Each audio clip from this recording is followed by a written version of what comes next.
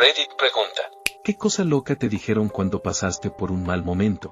Un profesor de matemáticas exigiéndome que le explicara por qué reprobé un examen tan feo frente a todos los estudiantes, cuando ni siquiera había estado en la escuela para aprender esa materia en el examen porque mi papá había muerto y yo había faltado 2 semanas antes. Y lo peor es que él lo sabía. Vaya que se lo ganó de mi mamá y del director. Mi papá estaba en el hospital después de un infarto. Había estado despierta toda la noche, pero aún así fui a la escuela. Me quedé dormida en clase y los otros niños empezaron a burlarse de mí. Simplemente me levanté y me fui. Me senté junto a la puerta hasta que sonó la campana. Cuando terminó la clase, la mayoría se disculparon conmigo al salir. Algunos dijeron que nunca habían visto a alguien tan enojada y que los puso en su lugar. Ni siquiera sabía que alguien lo supiera, pero aparentemente mi mamá había llamado a la escuela. Me alegro de que le hayan dicho sus verdades. Tengo una historia muy parecida sobre una profesora de matemáticas que me gritó delante de toda la clase. No recuerdo exactamente si fue porque no hice la tarea, porque fallé en algo o por cualquier otra cosa. Solo sé que me dijo que tenía que perderme el recreo como castigo. Con voz temblorosa, le expliqué que mi papá se estaba muriendo y que no pude hacer la tarea porque lo visitaba todas las noches en un hospital que quedaba a más de 1 hora de distancia.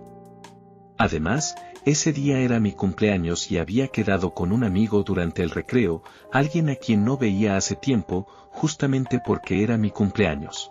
Después de contarle esto, me dejó ir y nunca más me dijo nada al respecto. Mi papá falleció apenas un mes después de ese cumpleaños.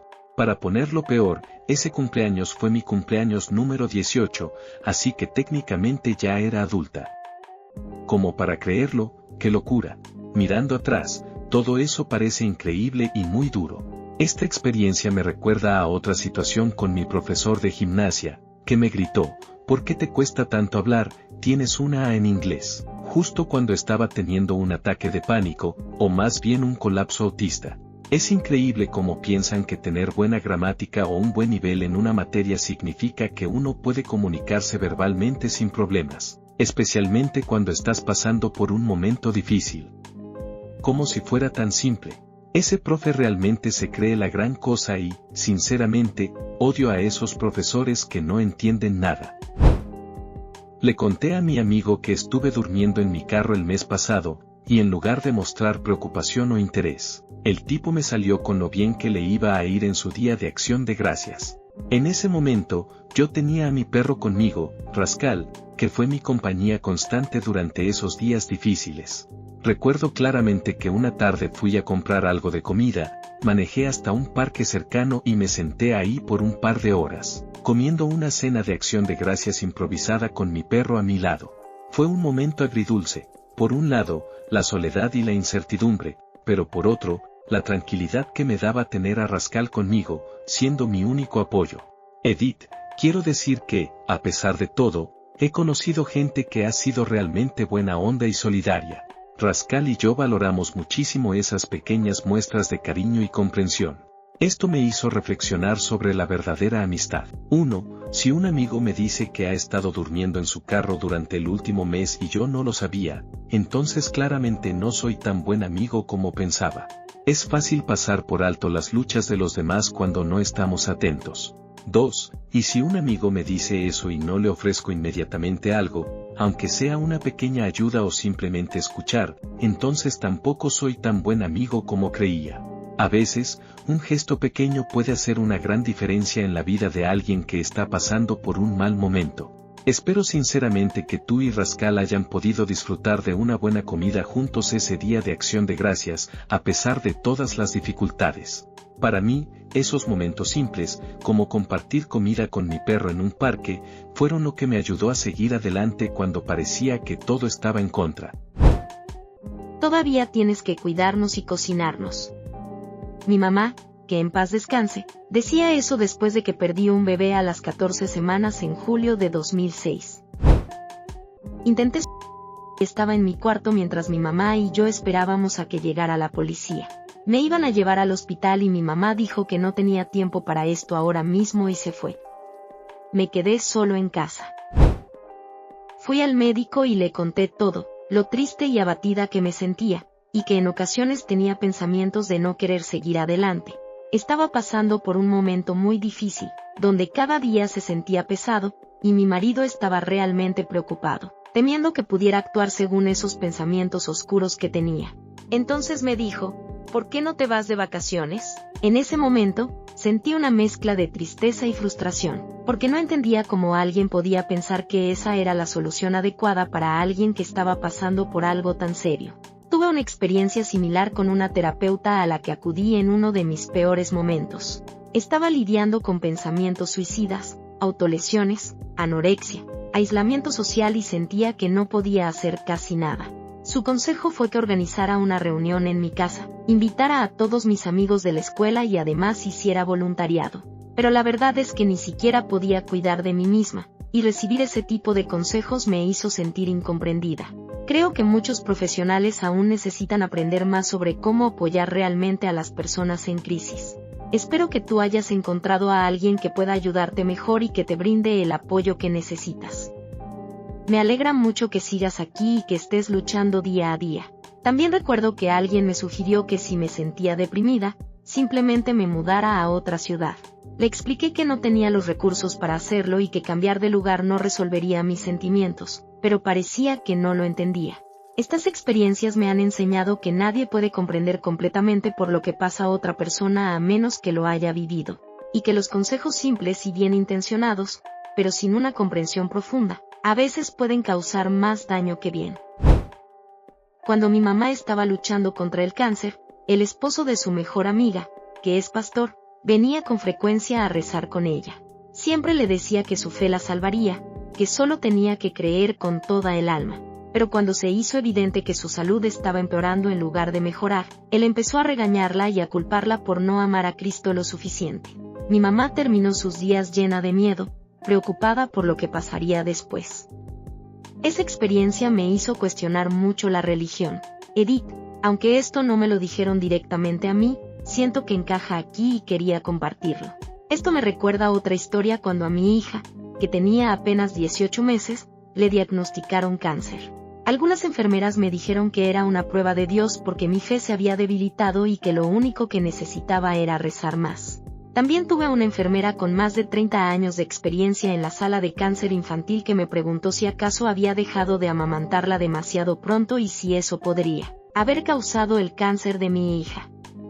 Fue realmente impactante escuchar eso. Además, a mi abuela, su pastor le dijo que ella era responsable de la muerte de su bebé porque no lo bautizó lo suficientemente rápido. Estas situaciones reflejan lo difícil que puede ser recibir apoyo cuando uno espera comprensión y ayuda, y en su lugar encuentra juicios y mensajes que solo aumentan el dolor. Las paredes de mi antiguo apartamento estaban tan dañadas por el agua y contaminadas con moho que terminé hospitalizada con problemas respiratorios graves y con CAS, síndrome de activación mastocitaria, una condición que me causó daños permanentes en la salud. Mis gatos también sufrieron mucho, uno de ellos estuvo al borde de la muerte. Fue una situación desgarradora, porque no solo estaba luchando por mi propia salud, sino que veía como mis compañeros más cercanos también estaban enfermos y vulnerables. Tuve que buscar un nuevo lugar para vivir con urgencia. Para poder mudarme, tuve que deshacerme de casi todo lo que tenía, muebles, reliquias familiares, notas y cartas de seres queridos que ya no están conmigo. Todo eso significaba mucho para mí, pero era necesario para evitar que las esporas del moho se propagaran y causaran más daño. Además, tuve que limpiar a fondo cada centímetro de lo que pude llevar conmigo, tratando de preservar lo que aún podía salvar. Las cosas que no soporté tirar pero que no pude limpiar las guardé en contenedores herméticos en el sótano, esperando que algún día pueda manejarlo de otra manera. Este proceso me llevó semanas de trabajo agotador y muy delicado, especialmente porque seguía estando muy enferma y con poca energía. Tuve que hacerlo casi todo sola para proteger a las personas a mi alrededor y no exponerlas a los riesgos del moho y mi estado de salud.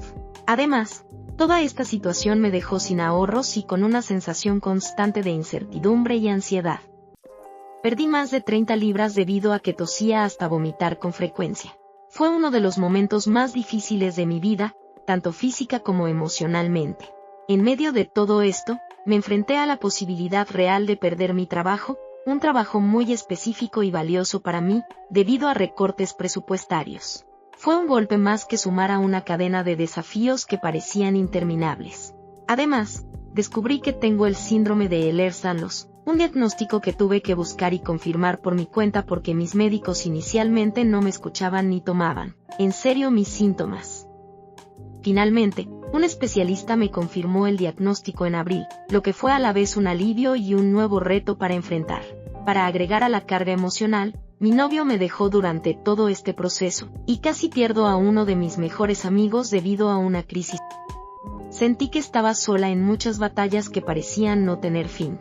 Cuando intenté compartir lo estresante y doloroso que habían sido esos meses con una colega, su respuesta fue algo que me dolió profundamente. Sí, pero ¿no te sentiste mucho mejor tirando toda esa basura no deseada? Parecía que no podía hacerle entender que esto no había sido una simple limpieza de primavera, sino una experiencia traumática y agotadora que cambió mi vida por completo. Para quienes quieran saber cómo han resultado las cosas hasta ahora, llevo varios meses en mi nuevo apartamento, y mis gatos están mucho más saludables y felices. Yo también estoy en proceso de recuperación, poco a poco mejorando cada día. Mi trabajo está asegurado por al menos un año más, y afortunadamente, mi amigo está estable y recibiendo apoyo. También logré salir de la negación sobre la naturaleza abusiva y coercitiva de mi relación anterior, lo que me permitió entender que él me dejara fue en realidad lo mejor que pudo hacer por mí. Ahora me siento más feliz y con menos ansiedad, y estoy aprendiendo a cuidar de mí misma de una manera que antes no podía. Además, he comenzado a tomar acciones legales contra mi antiguo casero para buscar justicia por todo lo que tuve que pasar, y estoy escribiendo un libro para compartir mi historia, con la esperanza de que pueda ayudar a otros que estén atravesando situaciones similares.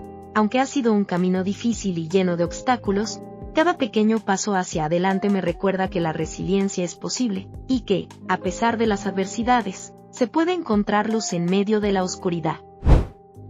Cuando tenía alrededor de 15 años y aún asistía a la iglesia evangélica de mis padres, algunos compañeros del grupo juvenil se enteraron de que había vivido experiencias difíciles en mi infancia. Había 2 chicas que, sin darse cuenta, expresaron sentimientos de celos hacia mí. Me dijeron que deseaban tener una historia igual de significativa para compartir cuando se bautizaran, que Jesús había sanado todo en mi vida y que ahora yo recibía atención por tener un pasado complicado, mientras que ellas no. No las culpo completamente, porque en esa iglesia el bautismo era el único momento en que las adolescentes podían hablar y compartir frente a todos. Tenías 1 minuto para hablar antes de ser bautizada, y si creciste en ese ambiente, ese momento se vuelve muy especial y emotivo. Pero debo admitir que escuchar esas palabras fue doloroso para mí en ese momento. Recuerdo también que una chica me comentó que a veces le parecía envidiable que tuviera experiencias difíciles, porque eso me hacía parecer más interesante. Y ella sentía que su vida había sido demasiado tranquila. Esa frase se quedó conmigo durante mucho tiempo. Aunque esas palabras vinieron de personas que quizás estaban lidiando con sus propios sentimientos, para mí fue complicado entenderlo. Con el tiempo aprendí que cada historia, incluso las que son difíciles, tiene un valor único y que no necesitamos compararnos ni sentirnos menos por no tener una historia dramática. Al final, todos merecemos respeto y comprensión, sin importar por lo que hayamos pasado. Presumir de lo genial que les va la vida segundos después de contarles lo mal que me va a mí. Casi como para restregarme las cosas en la cara. Ex amigo, cuando mi hija murió horas después de nacer, no sé por qué estás tan mal. Realmente no era una persona. Bueno, no estarías deprimido si fueras un cristiano mejor y confiaras más en Dios. Tenía 12 años, por cierto. Y ya no soy religioso.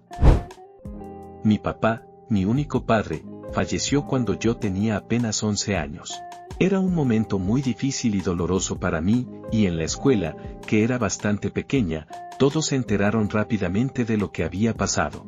Durante ese tiempo, estuve ausente por el funeral y por todo el proceso de duelo que vino después.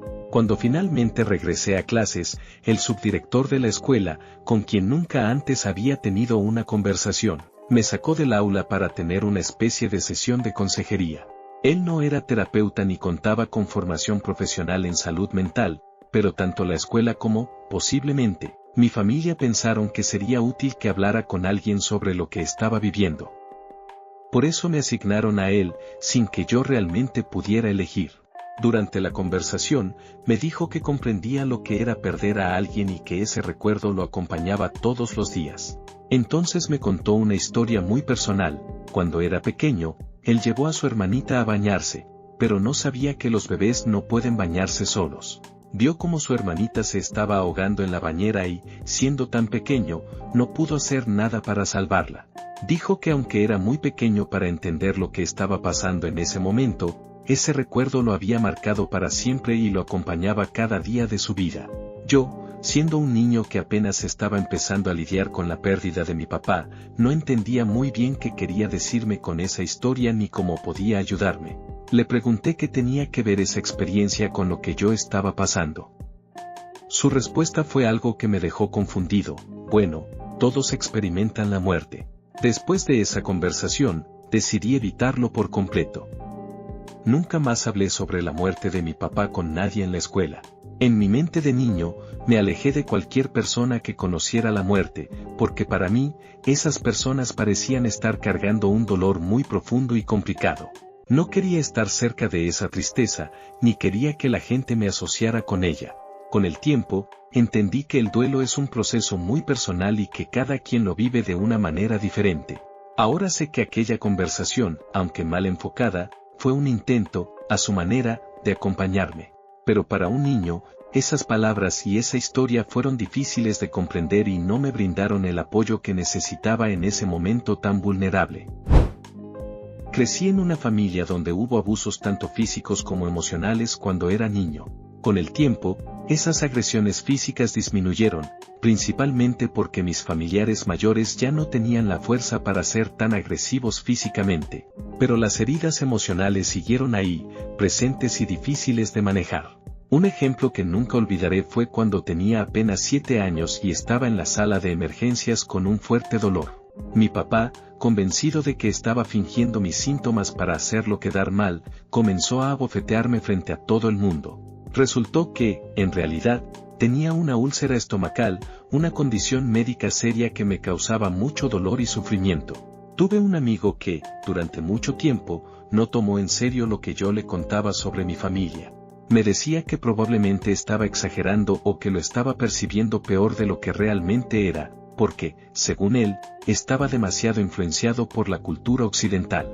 Sin embargo, una noche, este mismo amigo escuchó una discusión telefónica que tuve con mi madre y finalmente me dijo que me creía. Aunque, en su defensa, también me comentó que todos quieren ser los que tienen la peor familia.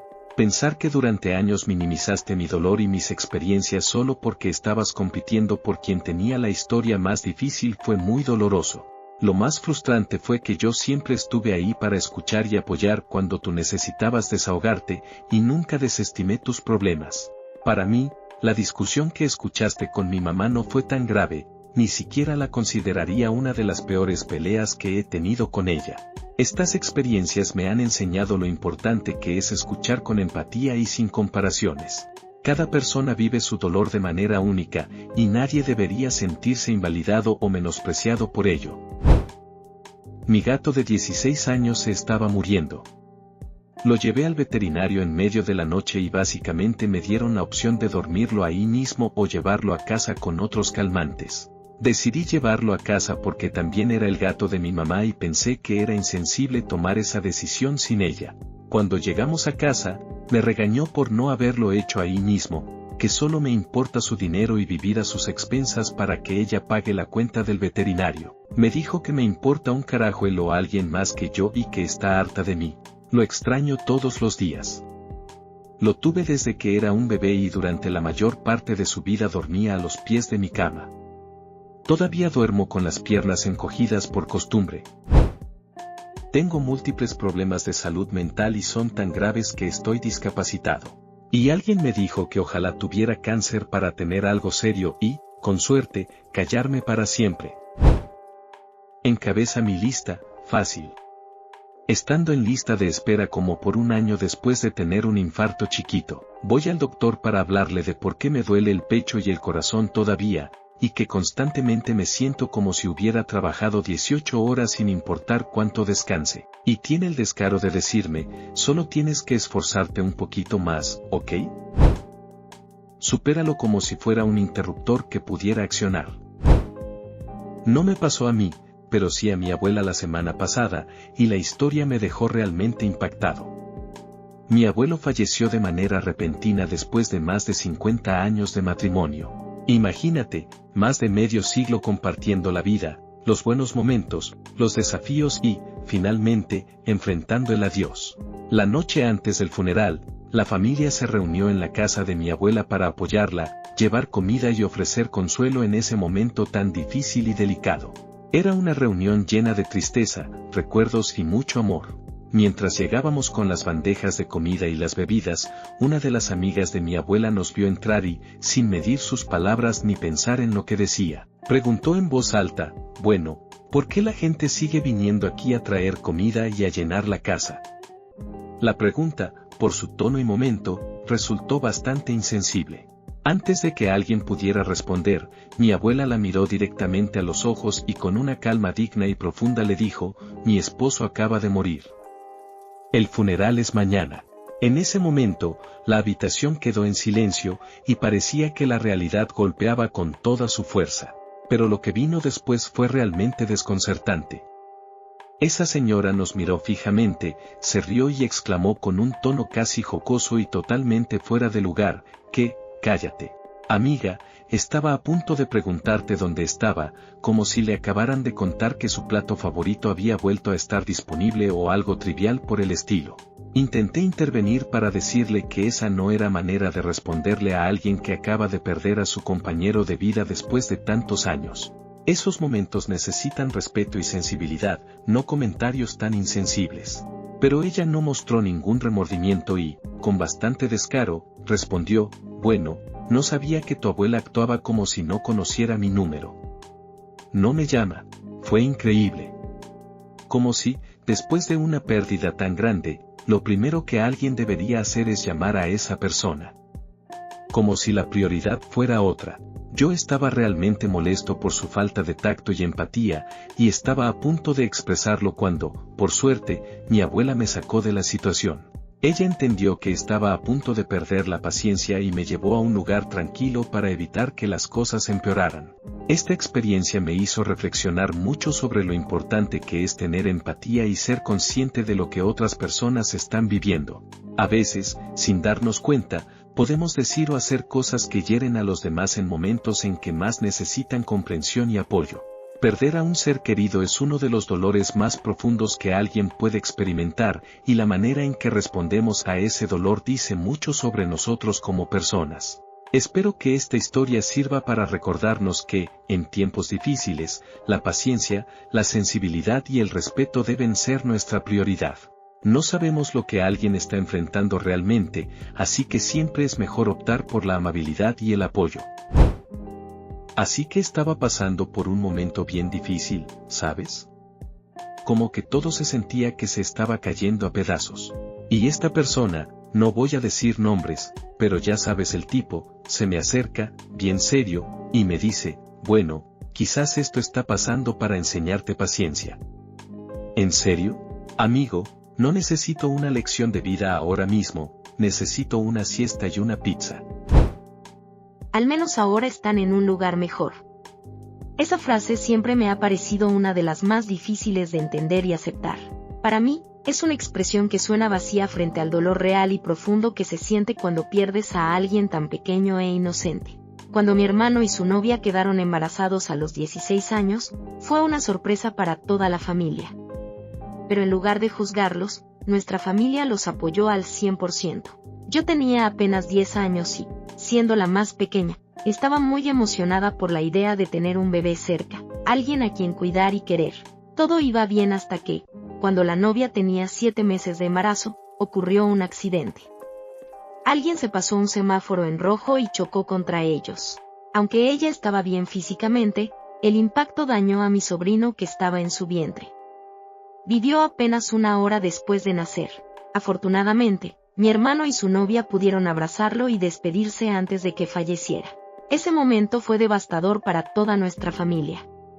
Recuerdo con mucha tristeza el funeral, especialmente ver a mi papá sosteniendo a mi hermano mientras lloraba con tanta fuerza que parecía que iba a desplomarse al lado del ataúd más pequeño que he visto en mi vida.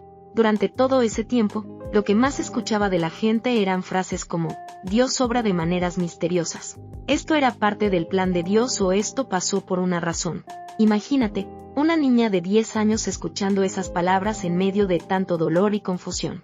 Fue entonces cuando empecé a cuestionar la religión y lo que significaba el concepto de Dios. Por suerte, mi papá ya era ateo y comprendió mis dudas y preguntas. Recuerdo haberle preguntado por qué Dios querría que un bebé muriera, y él me aconsejó no prestar atención a esas frases vacías que no ayudaban a nadie. Sé que hubiera sido difícil para mi hermano y su novia cuidar a un bebé tan jóvenes, pero nuestra familia estaba lista para apoyarlos en todo, para asegurarnos de que ese bebé tuviera todo lo que necesitara. Han pasado 24 años desde ese día, pero aún duele recordarlo. Afortunadamente, después tuvieron 2 hijos más, quienes han sido una bendición para todos. Sin embargo, mi hermano enfrentó muchos problemas de salud mental, cayó en el consumo de sustancias y tristemente falleció en 2019. Mi hija, por otro lado, murió 5 horas después de nacer, 7 semanas antes de lo esperado. Aunque a veces escucho que está en un lugar mejor o que tal vez era lo que Dios quería, esas palabras siempre me parecen difíciles de aceptar, incluso un poco desconcertantes. El dolor y la pérdida no desaparecen con esas frases, y creo que es importante reconocer y validar el sufrimiento real que se siente. A veces no es lo que dicen, sino el silencio ensordecedor o el no darse cuenta de que estoy luchando. Le dije a mi primo mayor que probablemente estaba deprimido. Me dijo, ¿en serio? Solo ve a comer helado y mira tele por las próximas 6 horas.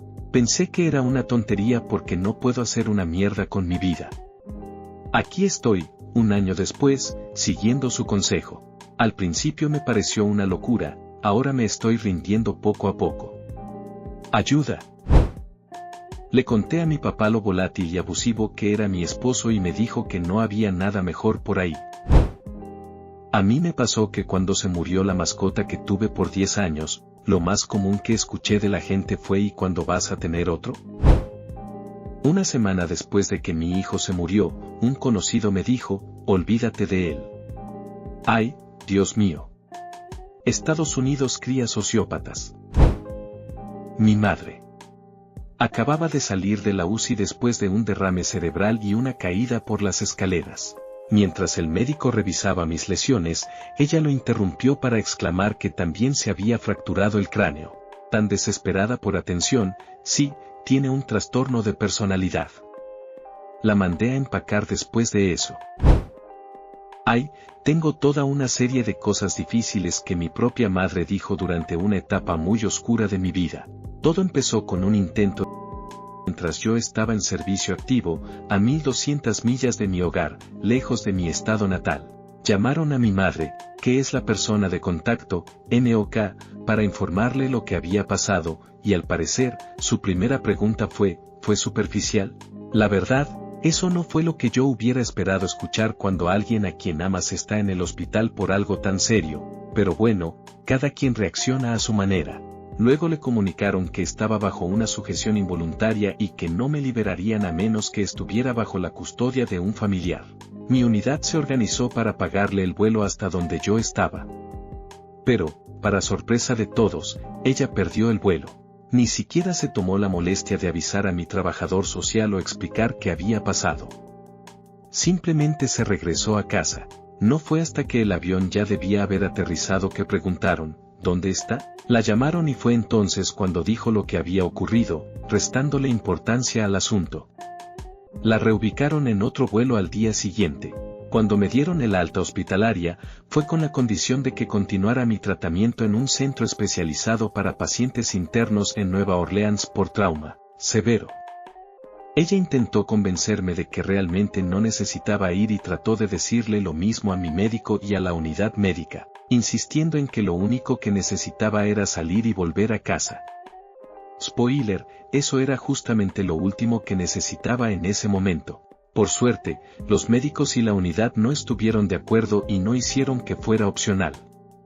Finalmente, fui. Mi madre accedió a cuidar a mi hija de 4 años durante ese tiempo, pero solo después de que me ofrecía pagarle por el cuidado, algo que siempre habría hecho porque es mi hija y quiero lo mejor para ella. Sin embargo, la cantidad que pedía me parecía bastante alta, 400 pesos al mes para alimentar y alojar a una niña de 4 años en una zona rural de Wisconsin es mucho dinero, y ese dinero rendiría bastante en esos lugares. Cuando la llamé a las 3 semanas para contarle que aún no me daban el alta, comenzó a quejarse de que solo había aceptado cuidar a mi hija durante 2 semanas, no más. Para complicar aún más las cosas, durante ese tiempo también estaba cuidando a mi sobrino porque mi hermana, que tiene problemas con las adicciones, estaba en la cárcel otra vez. Por supuesto, mi hermana no tuvo que pagar nada por el cuidado de su propio hijo, y resulta que el dinero que yo estaba pagando también se usaba para mantener a mi sobrino. Por eso me pedían los 400 pesos.